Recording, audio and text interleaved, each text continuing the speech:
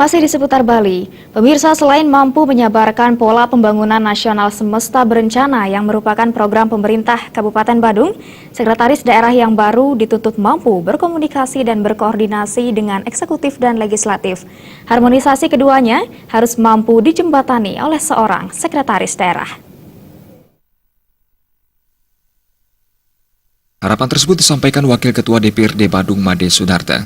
Menurut politisi Partai Demokrat asal Desa Sabian Base Mangwini, kepiawaian berkomunikasi dan berkoordinasi seorang sekretaris daerah sangat diperlukan dalam menjembatani hubungan eksekutif dan legislatif dalam menjalankan roda pemerintahan guna menunjang suksesnya berbagai program bupati sebagai kepala daerah dalam meningkatkan kesejahteraan masyarakat.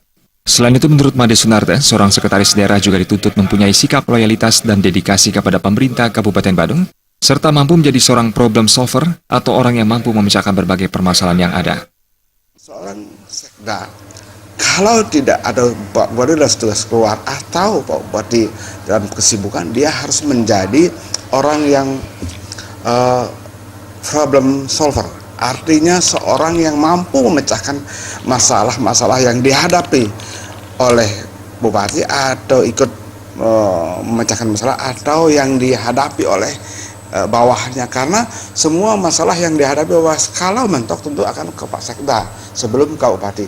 Oleh karena itu seorang Sekda itu harus menjadi problem solver, artinya pemecah masalah. Sekretaris Daerah Kabupaten Badung Kompiang R. Swandika pada Maret mendatang akan memasuki masa pensiun. Guna menindaklanjutinya, telah dibentuk panitia seleksi jabatan pimpinan tinggi Pratama yang terdiri dari berbagai unsur. Saputra Bali TV.